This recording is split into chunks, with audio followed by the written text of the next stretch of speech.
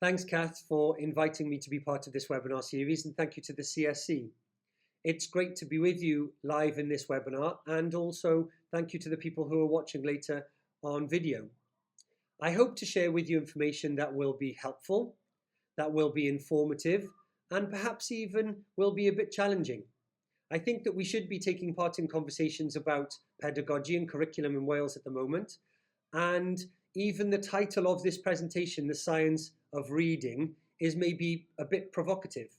There are lots of people now across the world who are taking part in a growing movement called the science of reading, and there are some people who contest the idea of there being a science of reading. I actually prefer the term sciences of reading because there is a growing body of evidence that comes from different fields like education, linguistics, cognitive psychology and neuroscience that has helped us to build up an evidence base about the teaching of reading, about what we do when we're teaching children to read, and about perhaps what we should be doing when we're teaching children to read. I'm going to share information about that now, and I hope that if you want to feedback later or you want to be part of conversations in Wales about this, I hope to maybe engage with you following this video's release. I'll start by asking quite a simple question. What is the goal of reading? Why do we read? Just take a moment to think about that.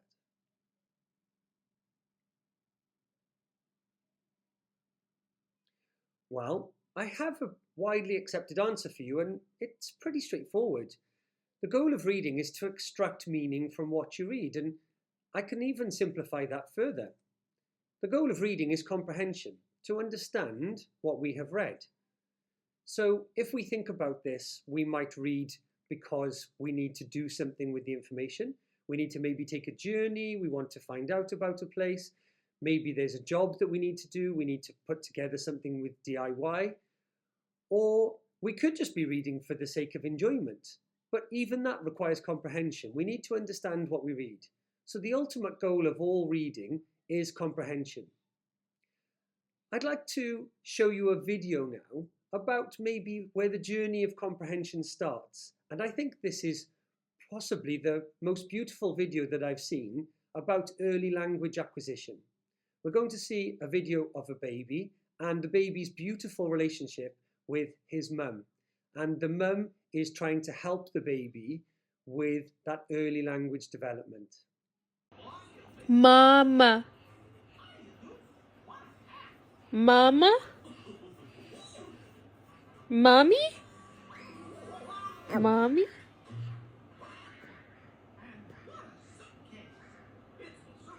Mama. Yeah. Mama.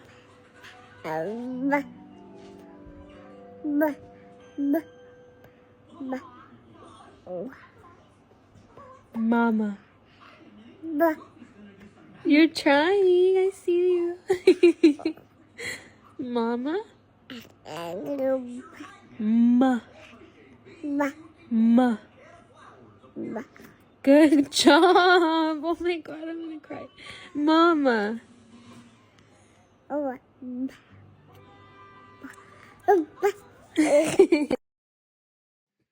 I've watched this video tens of times, and each time I can't help but smile. It's completely disarming watching a relationship develop in this way, that beautiful baby boy's face and his relationship and his bond with his mum developing in front of the camera there.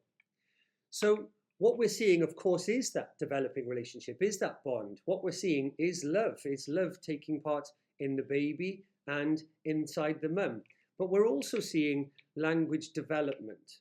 And as I said, I think perhaps it's the most evident display of language development at a very early stage, where there's an intentional idea from the mum to try and develop that sound and in her name, saying the baby, getting the baby to say her name.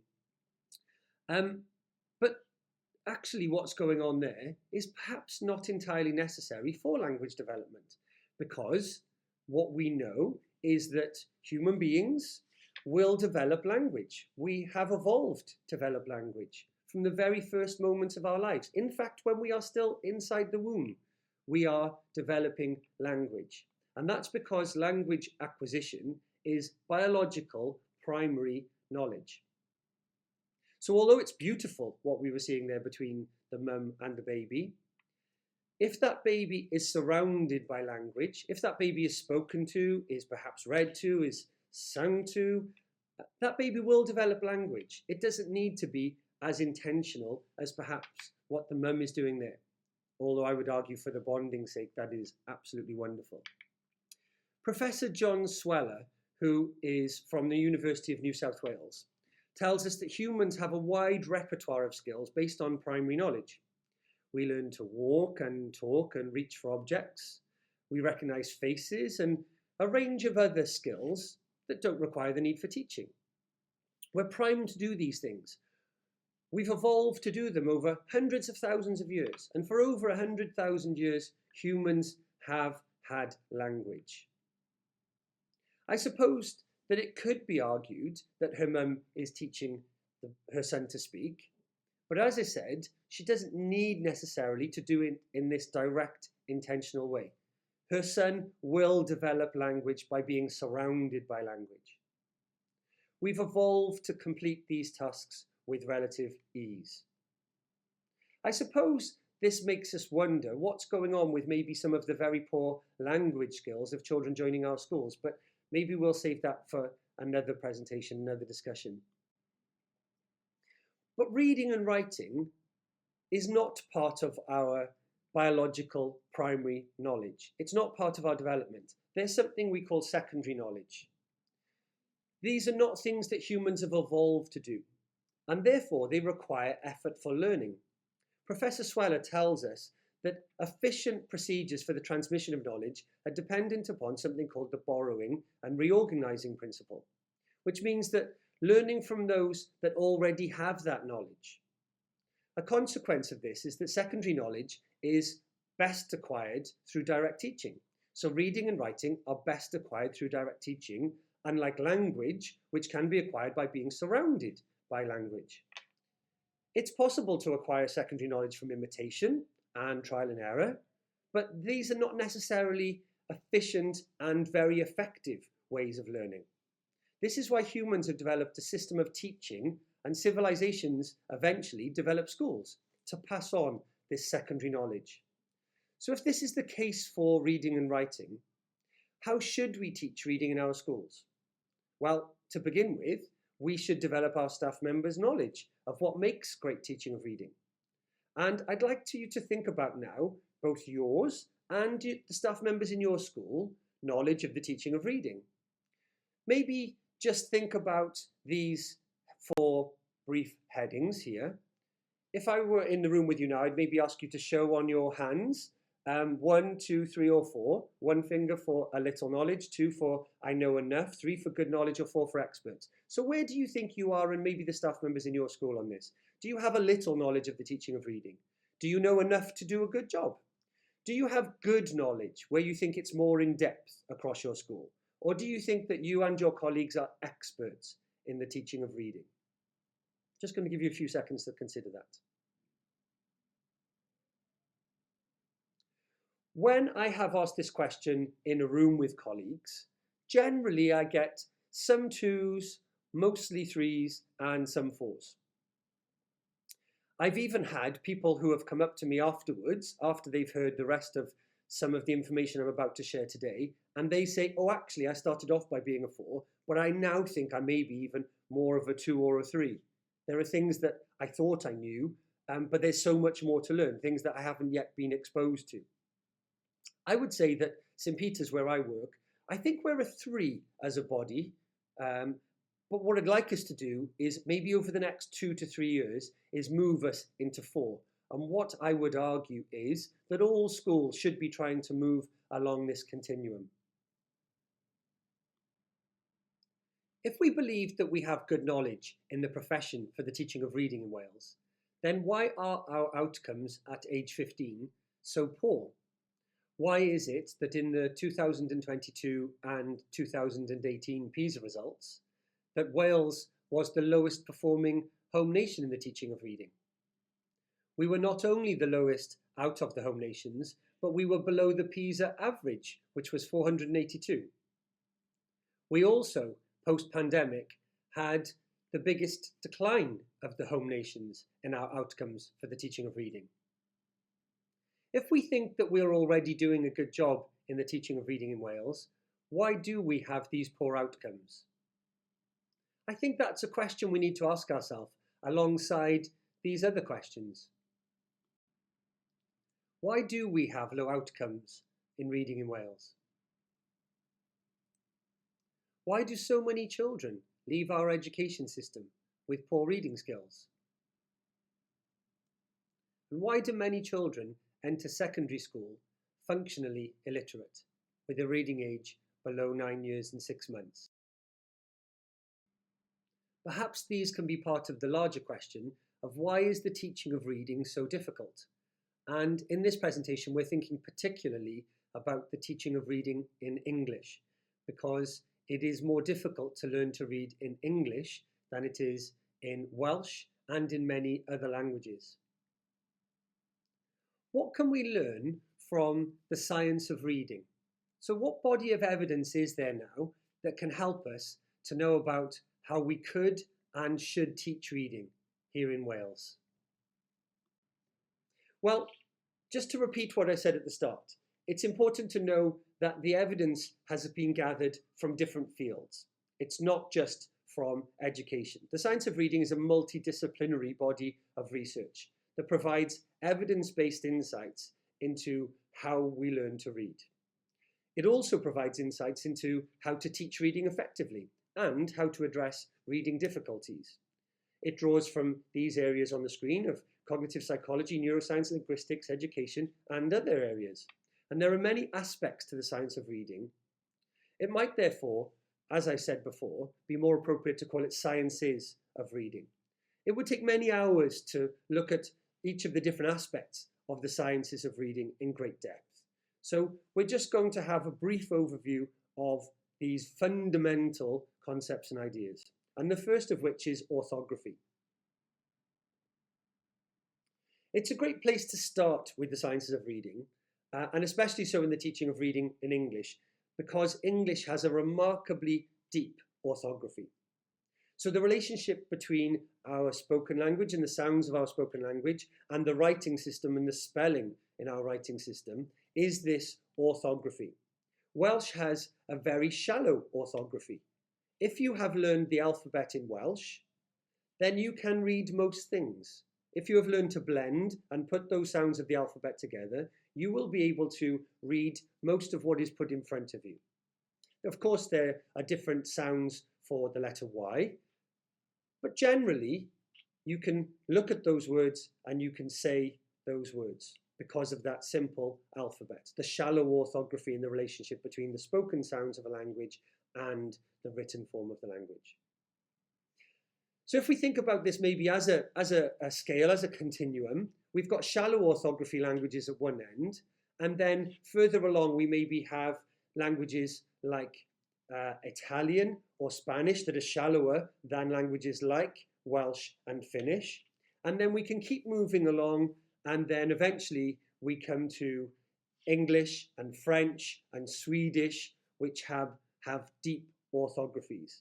The relationship between the sounds of the language and the spellings, the writing within the language, is much more difficult for the reader. The sounds deviate from each other in more ways, in the ways that they're represented. If we just look at an example of this in English, we first of all have a bow, and then we have a bow, and then we have two more bows. But the spelling of the bow is the same as the spelling of those two bows at the end. So if we have a reader, they have to think about as they're reading, is it bow or is it bow? What's the context of the sentence here? What's going on within this piece? Which one am I supposed to be thinking about right now? And then we also have a bow and then two more bows. And then the reader could be thinking, well, it's the same sound, but we've got different spellings. So when I'm listening to this and I hear the word bow, am I thinking of a tree Or am I thinking about to bend down in front of somebody, as the picture shows? Am I thinking about the bow of a ship? So we've got this complication in just these three simple examples here. And even though I've introduced the OUGH spelling pattern there, I'm not going to go into all the different varieties we have there. So we've got this just very simple example in front of us. And there are many, many more examples that the speakers of English and the readers of English will know about and will have come across. The next term is the alphabetic principle. And this is the key idea in the teaching of reading. There is nobody that has ever learned to read a language with an alphabetic script that has not been able to understand the relationship between the spoken sounds and the written language. So even though they might not know the term, the alphabetic principle, even though they might not be conscious of the idea of there being an alphabetic principle, everybody who is a fluent reader within an alphabetic script language has figured out the alphabetic principle. It is not possible to read without having figured this out. A child, or maybe an adult learner, can learn to read a few hundred words by sight, but this does not make them a full reader. If somebody can't connect those oral sounds of a language to their written representations, they are not a reader. So they have figured out the alphabetic principle. This is now so well understood by researchers, it's no longer really studied. This has been accepted for such a long time that this is the foundational principle to the teaching of reading. So how then do we get children to this stage? Well, I would argue that the simple view of reading is another foundational idea, a foundational theory in the teaching of reading that all of us working in schools in Wales should know about. This is a good place to start because even though the idea is simple, this is such a foundational theory. Like we would have the theory of gravity, evolution, matter. These are things that were figured out. They weren't invented, they were realized and explained. And this is what happened with the simple view of reading. Two reading researchers named Goff and Tunmer, back in the 1980s, were researching dyslexia. And they realized that reading proficiency, the R we see on the right, is as a result of somebody's decoding ability and their comprehension within that piece.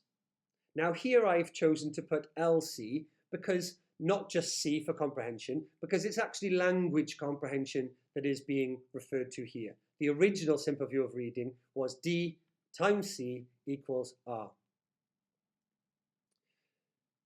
How well we read a given text is a result of these key factors. How well a reader can decode a piece and how much they're able to understand, to comprehend, is based on these aspects. Their understanding of the vocabulary of the text, their background knowledge of the text, their decoding ability, these are key ingredients.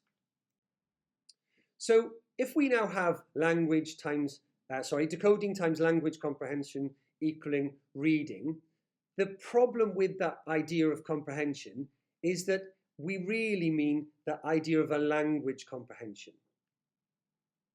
If comprehension is the end goal, how can it also be a factor? So let's have a little exploration of what this would look like in terms of the mathematics of this. Now, before I even show the next slide, I want to explain that the maths in terms of the numbers are not important here, but just I'm exemplifying this just to deepen our understanding. So nobody intends us to put numbers on this form, on this calculation. This is not the intention at all, but it just helps us to explore this. So if we have somebody who can decode 80% of a text and perhaps understands language comprehension side, 80% of that text, then as we can see, the result is actually lower than the 80% that is put into this. The multiplication of those numbers is the important aspect of this simple view of reading. Now this, as I said, isn't precise, but we can see that Because decoding is not at 100%, and because language comprehension is not at 100%, they affect each other and they bring that result down overall. I would suggest that if somebody only understands 0.64 of what they're reading, then they probably don't have very good comprehension of what's being put in front of them. Let's have a look then if decoding is particularly poor. Maybe somebody has a reading disability, something like dyslexia. So their decoding ability for this piece that they are looking at is only 0.3 now. Their language comprehension is the same as the previous reader, 0.8, so their background knowledge, their understanding of the vocabulary in terms of breadth and depth. But overall, their reading proficiency for this piece is very much lower. And this is because that stilted, probably stuttered approach to the decoding of what was going on there impeded understanding so much that their proficiency in this piece is very low. So I would suggest that they really don't comprehend what they're reading well at all. How about if things are reversed? And now we have somebody who has some decoding ability for this text, but poor language comprehension of the text. Well, again, we can see that their reading proficiency is poor. So again, I will say the numbers are not the important thing here. It's the ideas, the multiplication of decoding and comprehension that results in reading proficiency. So although decoding is better for this reader, their language comprehension skills are a problem, and therefore their reading comprehension at the end, their proficiency, is still low. I would say that this could be somebody who's perhaps reading something that they don't have knowledge in a field, where they don't have knowledge in a field. So something perhaps somebody who feels a pain in their chest and they decide maybe to read about what that might be caused, and they end up going down a bit of a rabbit hole reading about cardiology from journals, medical journals, and they can read many of the terms that are put in front of them in terms of their decoding skills, but they don't have the knowledge of the vocabulary and the background knowledge of the journals themselves, so they don't really understand what's coming out at the end. And you can apply that to any area where somebody doesn't have expertise. Since 1986, we've moved on a little bit in terms of thinking now of not just decoding, because decoding is part of word recognition, but it's not the whole story for word recognition. We now think of the simple view of reading using these terms. Word recognition multiplied by language comprehension equals reading proficiency. And remember that it's for that piece that is put in front of the person, because each new piece that they read, each new text that they read, they will have different decoding ability, different language comprehension. Therefore, their final reading proficiency for that text will be different. What happened is that other reading researchers took up this idea and they said, yes, we actually think that this is a good theory. And it stood the test of time since 1986. Somebody named Dr. Hollis Scarborough took this idea and then tried to break down, well, what is involved in word recognition? What is involved in language comprehension? And she came up with something called the reading rope. This is now just generally known as Scarborough's reading rope or Scarborough's reading braid. And you can see together how these different parts of the reading rope are braided together. So we have the word recognition part on the lower part of the rope and the language comprehension on the upper part of the rope. But you can see that they are now broken down. So we call these the major strands of the reading rope and then sub-strands of the reading rope. So here it is. I think this is beautiful. There's many versions of this diagram. This one is from the Education Endowment Foundation Guidance Report, and it's something that is now commonly talked about in schools. You probably have seen this reading rope somewhere before. I'd love to spend a lot of time on this, but what we're going to do instead is just have a look at some of these sub-strands. What do they mean and how do they maybe fit into what we could and should be doing in our schools for the teaching of reading? At St. Peter's, we follow a program, a curriculum called the Core Knowledge Curriculum. It's a US curriculum, and the people who wrote the Core Knowledge Curriculum took the idea of Scarborough's reading rope and they tried to break down the strands so that we have each of the sub-strands, and they have different units that provide teaching under the word recognition, and these are in reading skills units, and aspects of the language comprehension, and these come under listening and learning units. And I'm going to return to this a little bit later.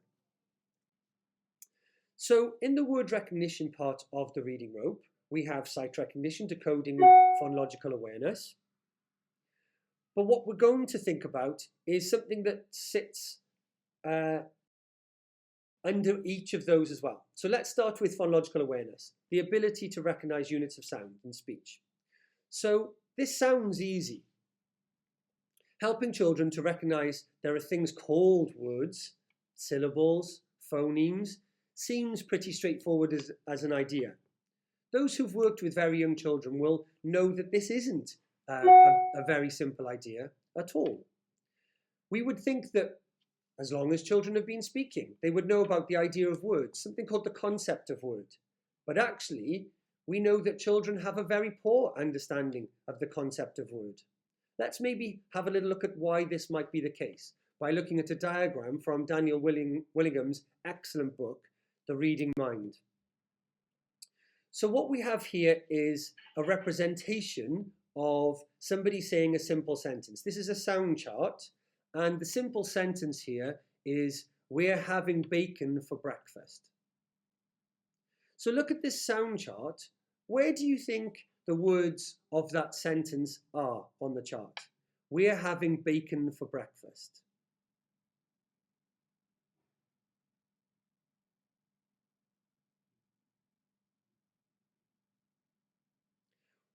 Let's take a little look. So we know from the recording of this sentence that this is where those words or those sounds are on the chart.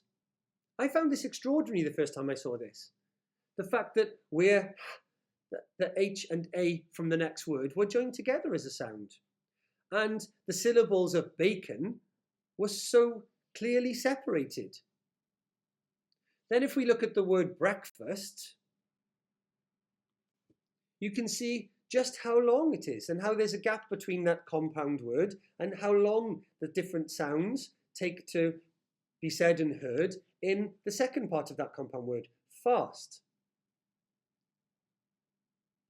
If we consider the whole sentence again, can we be so sure that our youngest children would have an understanding of the individual words in speech if we can see where the breaks are in the sounds of our sentence here?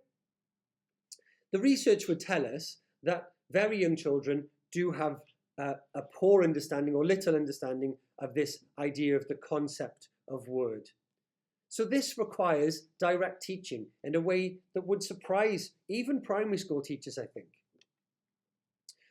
At St. Peter's, I observed a lesson back in the early part of the autumn term in which the teacher and the children were clapping out the separate words of a sentence. I like Andy's tie. It's break time soon. And that clapping out of the separate words of a sentence is helping the children to listen to and understand that our verbal speech, our verbal language is made up of separate, not just sounds and syllables, but even the words themselves. There's something that I actually really like that's from a different book by Steven Pinker, The Language Instinct, and these are called oronyms. So I'm just going to put some sentences on the screen now, and I'd just like you to read these to yourself.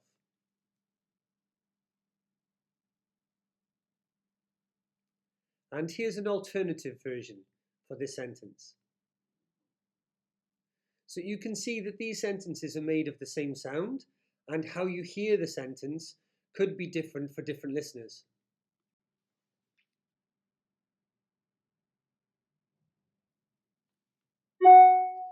Did you think about what this might be?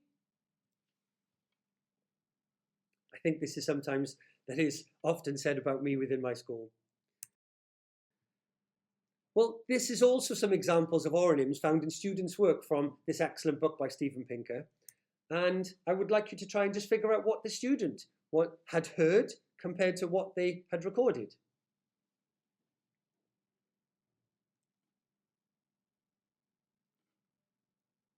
How about the next one?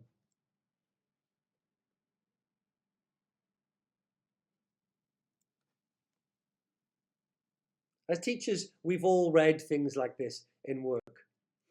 This one is pretty easy, I think.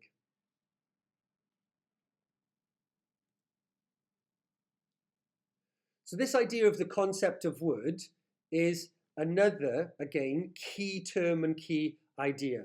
But phonological awareness also has another strand, which is phonemic awareness. And this time it's about the sounds within the words.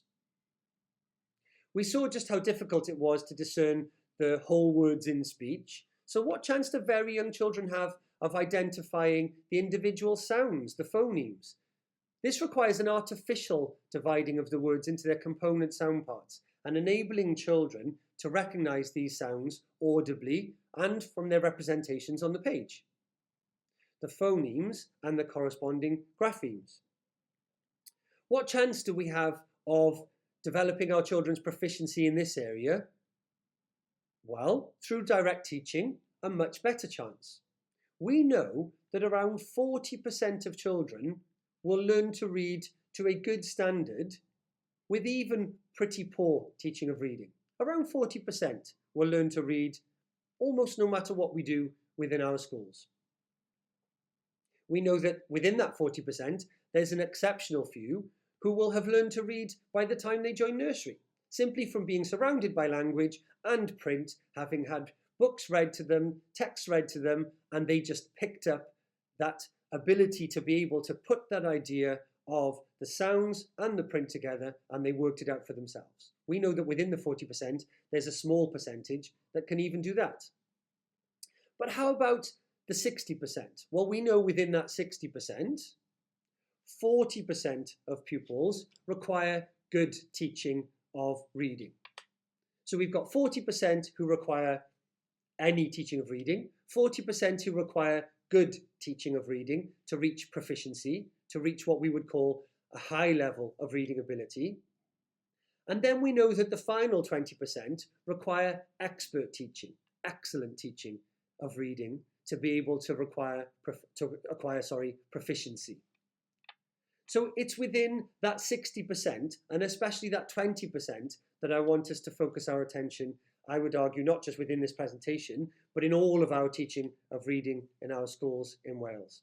If we want our pupils to be able to learn to read well, then we need to know about these terms, and we need to know that it requires direct teaching of phonological awareness and phonemic awareness for children to be able to get to high levels of proficiency. How about then the next part of the reading rope? Decoding, something that in the simple view of reading had its own strand, but is now a substrand. Well, Dr. Hollis Scarborough wasn't downgrading the importance of decoding. She was just telling us that it's not the full picture for word recognition. It's still an essential part of the teaching of reading for pupils to learn how to decode proficiently. In both models, in the whole field of the teaching of reading, decoding is recognised as an essential process for both beginning readers and experienced readers. So, how can we teach decoding well? Well, phonics. Phonics has been around for as a way of teaching for longer than you probably realise, longer than I certainly realised until I started researching this. There is something called the reading wars, where phonics seems to be at the heart of arguments about how we should teach reading. For 170 years, teachers have used phonics as a body of knowledge and a way of teaching reading. There is now growing evidence, and in fact I would argue probably for 30 to 40 years, there's been a very, very solid bank of evidence that suggests that phonics isn't just a component part of the teaching of reading, but is an essential part for many, many learners, so that pupils are taught in a systematic and a direct way.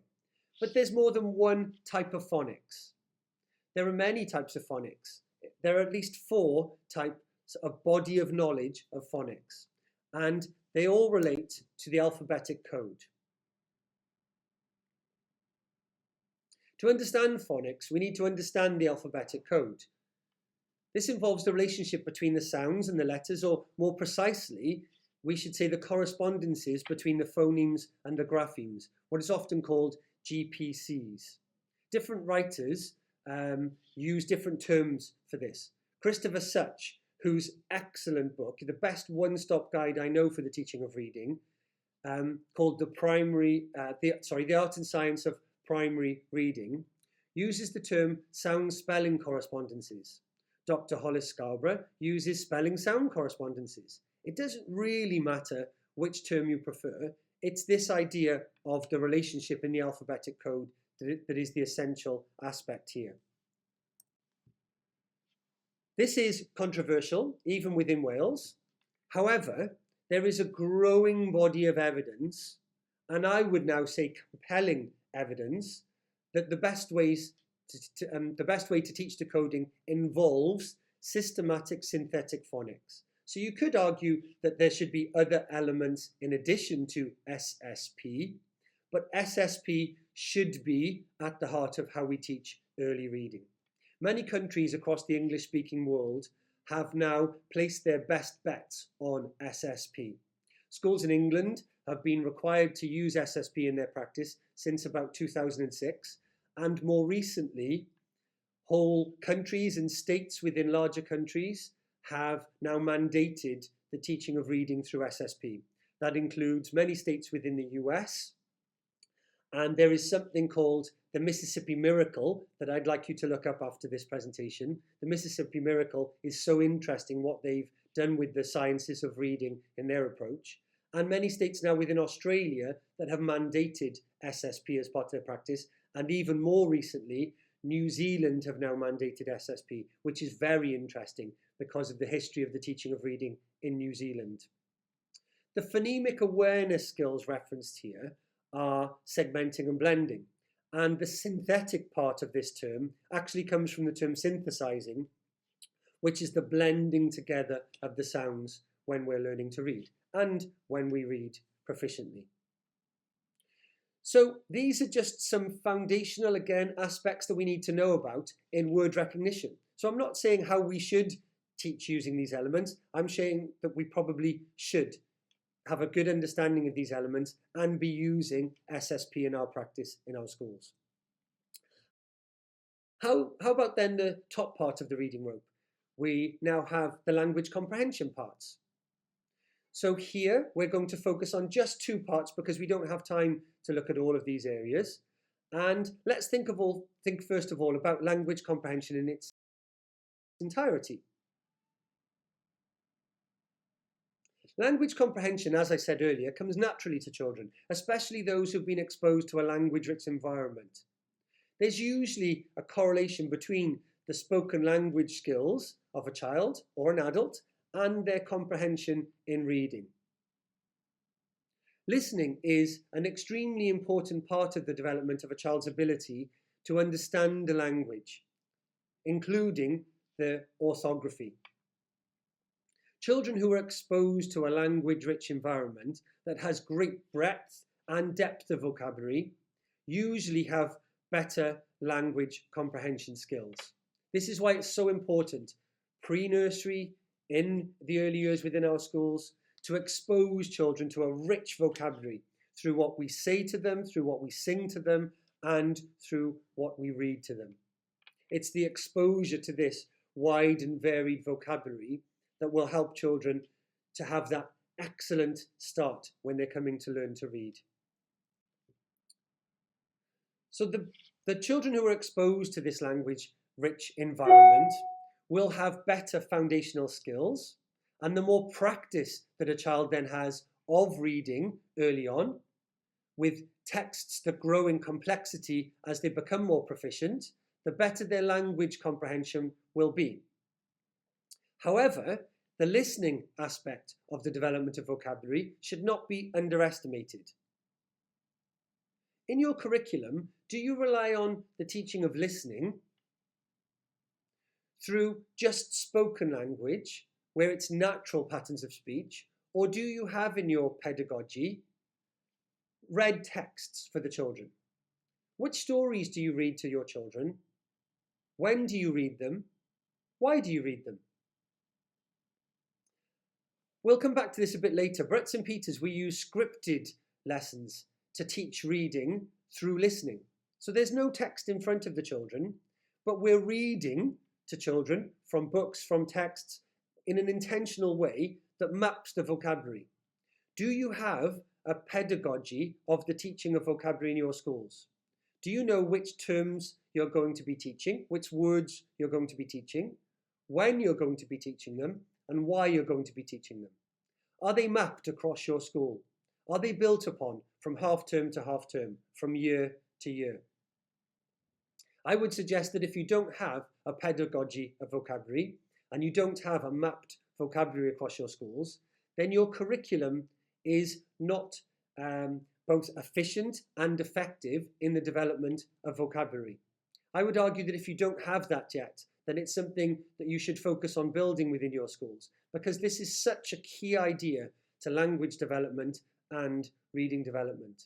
If we're teaching reading well, we should have a pedagogy of vocabulary that's throughout our school in terms of the mapping, but also in terms of the actual practice, so that everybody understands what we're doing and there's a consistent approach.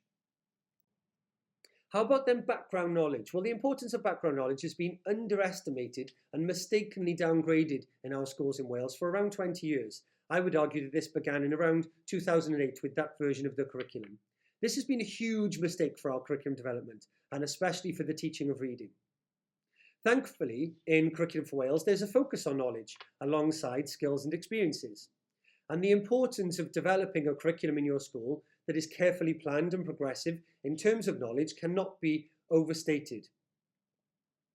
This is a foundational, again, part of the teaching of reading, knowing what knowledge we want the children to develop and the role of background knowledge. And by this, I don't just mean knowing facts, knowing information, and knowing how to do things. Background knowledge has a specific term in the teaching of reading, a specific definition, in the teaching of reading. It is the knowledge that the writer assumes the reader will have when they're reading the text. It's the information provided in the text where there is no further explanation for what this word or this phrase means. For example, if a text includes the information I'm going to share with you on the next slide, then it's assumed that the reader will have knowledge of football to help them to fill in the gaps. So if you just take a look at this sentence. A second yellow was shown and Jones headed for an early bath. What is assumed here by the writer about the knowledge the reader will have to understand this sentence and all its implications? Well, it's assumed that they know that Jones is the name of the player playing football. It's assumed that they know that a second yellow card means that they've had 2 yellow cards now, and that will result in a red card, which is a sending off.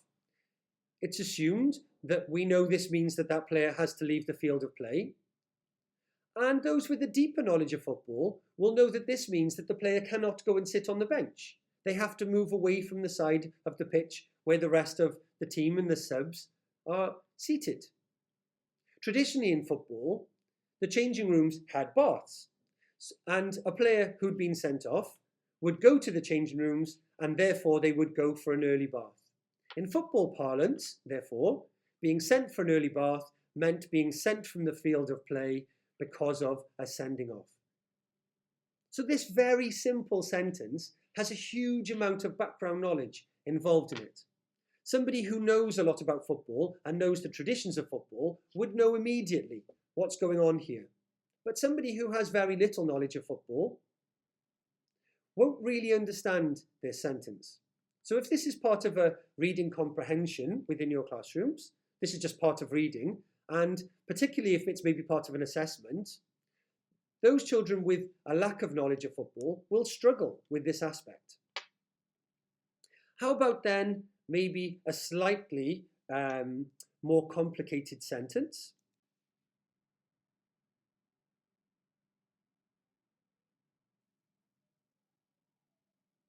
So this time, what knowledge is being assumed by the author? What does the writer think that the reader will know that doesn't need to be explained further? I would say for this sentence, it means that the writer assumed that the reader will know that knights rode horses, that knights wore suits of armour, and that suits of armour were very heavy. That war horses were very large and also very heavy. That knights lived in castles or perhaps visited castles regularly. And that drawbridges were often part of a castle and outside a castle. All of this needs to be there in the long-term memory of the reader to be able to understand this sentence fully. So now both sentences here, they could be part of a magazine, it could be on a website, it could be part of a novel in the classroom. Both sentences here have clear background knowledge included that the writer assumes the reader will have. And if you think about all of the things that our pupils read in school and out of school, there is a huge role here that is played by background knowledge. Do we have within our schools, again, pedagogical approaches for developing children's background knowledge with this in mind? Are we thinking when we plan our humanities parts of our curriculum, our science and technology parts of our curriculum, our health and well-being parts of our curriculum?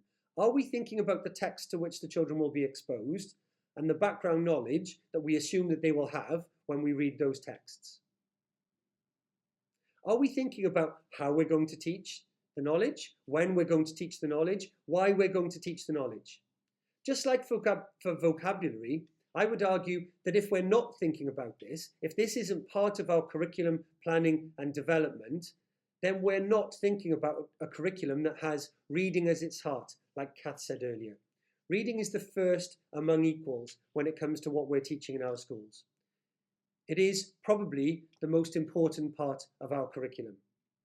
If we're not thinking about vocabulary development and background knowledge development when we're mapping and planning our curriculum and the pedagogy of how we will teach these areas, then we're not fully planning a curriculum that will be both efficient and effective in the teaching of reading. So if we put together all of these aspects of the reading rope now, then what we're aiming for is fluency with our readers. And this means reading with accuracy, automaticity, and prosody. And we've just got very simple definitions of these terms here on the screen.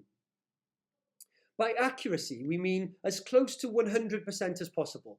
So when I earlier put on the screen for the 0.8 times 0.8 for the aspect of the simple view of reading, what we actually know is 0.8, being able to decode 80% of the text, is a very low level of accuracy. We need to be as close to 100% as possible to have good comprehension, good proficiency as an output of reading. We know that if you have under 97% of accuracy in the reading, then comprehension will probably be affected. If you go below 90 or 91%, we probably know that comprehension will be very poor. So that 80% that I showed earlier actually is not anywhere close to the level of accuracy and automaticity that a reader needs to have to be able to read fluently and eventually then with comprehension.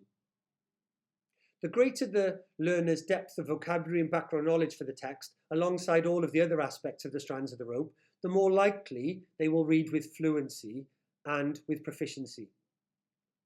And this prosody, this also helps us with not just when we're reading aloud to have that nice fluent sound to our reading, but also it helps us with our comprehension skills. When we read in our minds silently, as well as when we're reading out loud, we know that the prosody increases comprehension ability. So the importance of fluency, therefore, cannot be overestimated. I would argue that for younger children, unless they are reading fluently, we shouldn't worry too much about their comprehension of that text. We should aim for accuracy, automaticity, and prosody, because comprehension will be so impeded if any of those are lacking. And we should focus on just developing those areas with very young children before we're trying to aim for what was their comprehension like. If the reading wasn't fluent, then we know their comprehension was very likely to have been poor. This leads me on to one of my favourite terms in the sciences of reading, orthographic mapping. This is not something that I knew much about before I started researching reading 10 years or so ago. This mental storing of the spelling of a word alongside its pronunciation is extremely important. This is what allows us to have a long-term memory of a word. So to be able to see the word, say the word, and understand what that word means, and understand it in its context, relies upon this feature called orthographic mapping. What I really love about orthographic mapping is this is a physical process that goes on in the brain. This is the physical connection, the synaptic development that goes on, joining the visual, verbal, and meaning-making parts of the brain. The actual physical connections that develop because of a child or an adult reading a word and learning that word, learning to see that word, to the sound of the word in their mind, and knowing what it means. And of course, we know that there are many words that have many meanings, like the word ring, which of course could mean many different things. But being able to understand it in its context is important here too.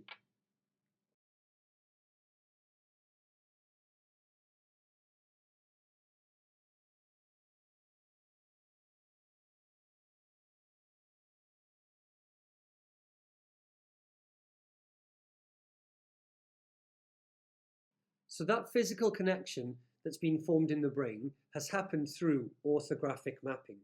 When we read a word, different parts of our brain are activated. I wish I could show you a wonderful brain imaging video of this taking place, but I couldn't get it to show in the PowerPoint and to record.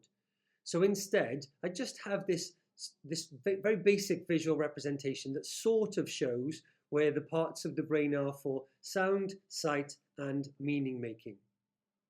The visual, verbal, and meaning making parts of the brain are involved in seeing, saying, and understanding the word. Early readers decode the word, and these different parts of the brain are involved in something very special taking place in these moments. This physical connection that's taking place is sometimes called a triple backflip because of the difficulty that's involved here in developing these physical connections. The connections are being formed through just a few exposures to the word if it's being learned through decoding, often only taking between 1 and 4 exposures of that word for that decoding process to take place and the encoding in the brain to be stored as a unit, so that now we have the look and the sound and the meaning of the word physically joined together. When this word is read in future, the child will no longer need to sound it out, but will now have automatic recall.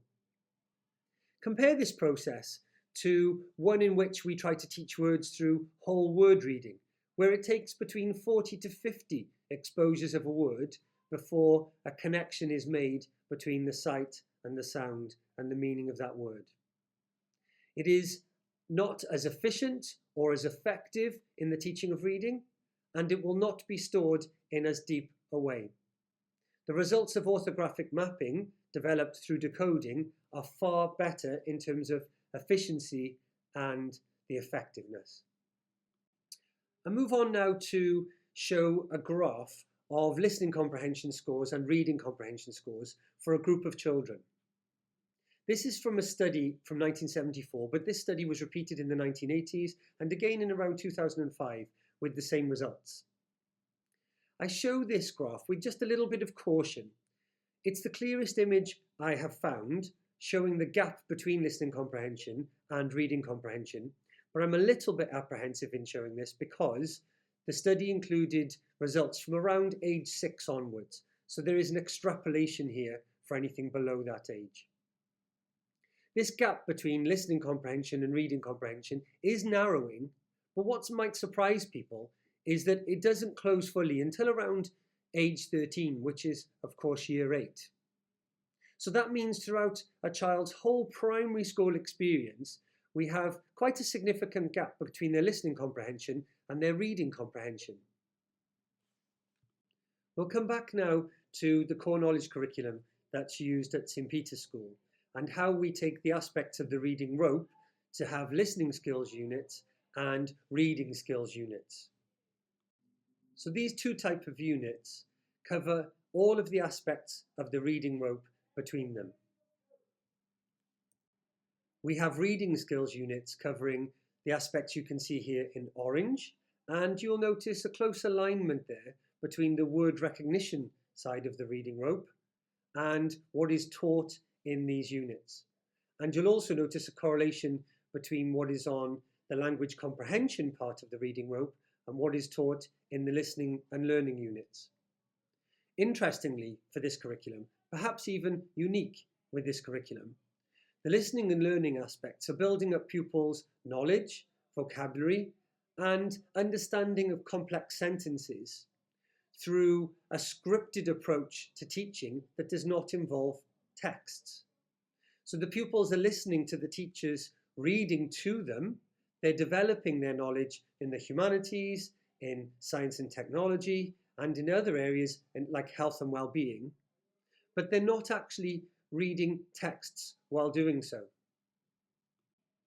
So these two types of units are being taught concurrently. Especially in the younger year groups, we're teaching LLC English through these texts, like the one you can see on the screen here, Gran from year 2. And the children are learning to read through reading. So they're being exposed to text. There is an element of word level work, sound level work, sentence level work going on here alongside the text level work. And pupils are developing their ability as readers through texts and direct teaching of texts. Alongside this, we spend around 3 hours a week building children's listening ability and their reading ability through reading scripts to them, and then children undertaking follow-up activities related to the content body of those texts. So the one that you can see here, which is about the human body, about 3 times a week, children will listen to the teacher reading to them about the human body. It's a very, very engaging text, and the children get to know the characters in the stories who will be revisited in later year groups, and they get to learn a huge amount about the human body in quite great detail for year 2. And their follow-up activities designed by the teachers to consolidate the learning both of the reading and the listening and also of the science parts of the curriculum are very efficient and effective in its approach. We can also look here at 2 more units. So we have a reader from year 3, Sir Gus, and this time it's Cycles in Nature part of the curriculum. And again, we have children reading Sir Gus and listening to the Cycles in Nature units, and they build up their knowledge in all areas of the reading rope in this very systematic way. For each of the LLC units that are the reading skills units, we have assessments, and they're generally between 6 and 8 assessments per year. And these are relatively light touch assessments in some units and greater depth assessments in others. And where pupils achieve the benchmark scores, then they have passed that part of the assessment. And that means that we can assume that what has been taught has been learned. And for pupils who do not achieve the benchmark scores, we need to look more deeply at why this is the case. So there are follow-up assessments, and we look in a diagnostic way to see what it is that the child has not yet learned. So is it to do with particular sounds? Is it to do with their blending ability? Is it to do with their fluency, especially later on? What is it that the child has not yet achieved? And then we're able to either scaffold within the class, if that's possible, with the teacher and TAs, or if it's greater need, then we have interventions to be able to help the children to close those gaps so that they can keep up with the work and they are able to become proficient readers at all levels. We have taken part in CSE professional learning.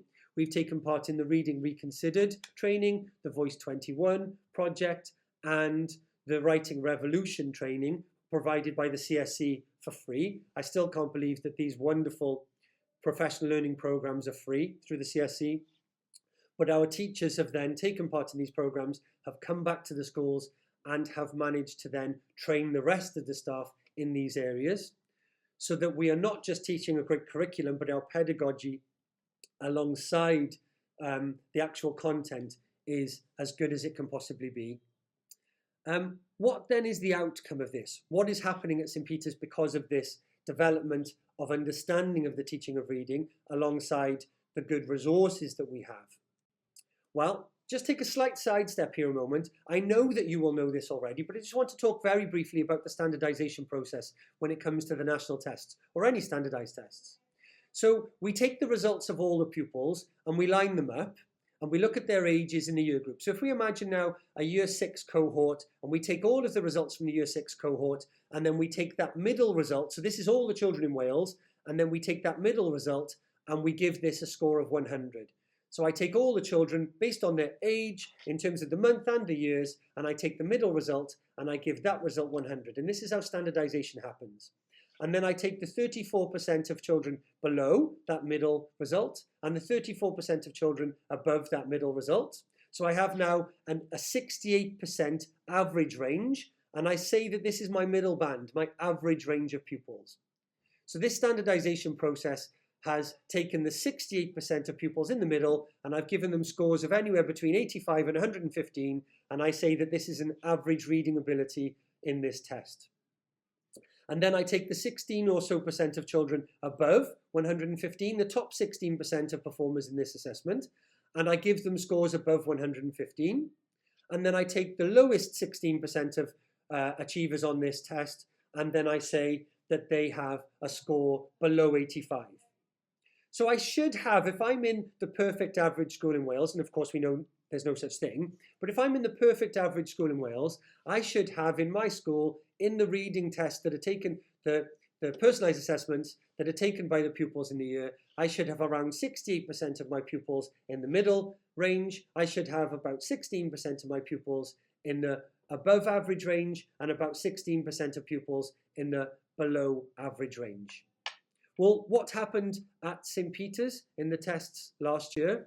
Well, if we look at that middle, the mean and the median, we can see that pupils from year 2 to year 6 were above average in Wales.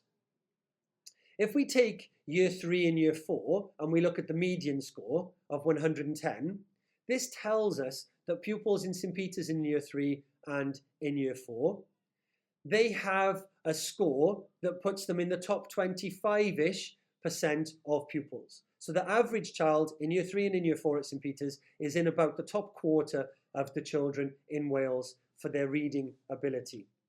So we can see that our reading curriculum, in our pedagogy and in our content and in our approach, is helping children, on average at St Peter's, to be higher than, better than, the average across Wales in all year groups. And we've been working in this way for about 3.5 to 4 years at St Peter's School. And this is the impact that it's having, according to the personalised assessments. If we look then at the above 115 range, we can see that what should be about 16% of pupils in the average score for Wales is always above 20%, and in 2 year groups is 30% or more. The average for the whole school is actually around 27%. So around 27% of pupils at St Peter's are performing above 115, when it should be around 16%. So we know that a far higher percentage of children at St Peter's are scoring above average in our reading tests. How about then in below average? Well, again, if we look at those results and if we had the perfect average score for Wales, we would expect around 16% of our pupils to be below average. And we know that at St Peter's, it's about 8%. So we're about half of our pupils in the school are scoring below average compared to the rest of Wales. So I would suggest that taking these science of reading principles and embedding them within a school at St Peter's, we are showing that these ideas, these pedagogies, are actually having a positive impact when it comes to the outcomes for the pupils in this school. If I go back to my previous school, where I was head teacher at St Joseph's in Penarth, we'd actually, after about 4 years of using a similar curriculum and similar approaches, we'd got to the stage where only 2% of pupils in the school, which at St Joseph's was only 3 children, were scoring below average in the national tests, as they were called at that stage. So in 2 schools, we've been able to show that these approaches are very effective in terms of pupils' abilities in learning to read. How about reading ages then? People like reading ages generally, around 8 years, 9 months.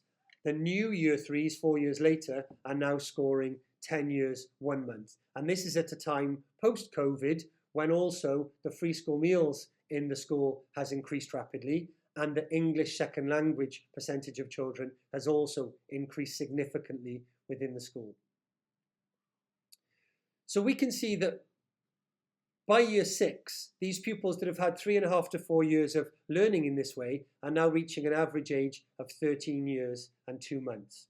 So we would argue that these approaches are highly effective. We're actually changing tests. The tests that were undertaken here were the Salfords in the first tests of 2019. There's still the Salford in 2024 for year 3 and year 4, but we had to stop using the Salford because so many of our pupils were now achieving the maximum score in year 5. We brought in a new reading test called the ART, the Access Reading Test. But we're now moving away from this because in this year we want to have a new reading test that is the same so we have consistency throughout the school. So we're going for the GL test this year, the new group reading test, so that we have consistency of assessment in all year groups. So if then we can see that we have higher results in terms of the national tests and in other standardised tests, I would argue that these practices are effective in Wales, which will hopefully place our learners from St Peter's in a much better position to have better reading skills. And then eventually, if maybe they're competing for university places or in a jobs market in the future, or just for the very nature of being a good reader, which for me is all about enjoyment and comprehension so that we can use our reading skills well, I would argue that St Peter's pupils are now well placed for their future in reading, and that these practices should be adopted in schools across Wales so that we have much better reading proficiency for all of our learners across the country. I'm going to hand back now for the evaluation form. Thanks, everyone.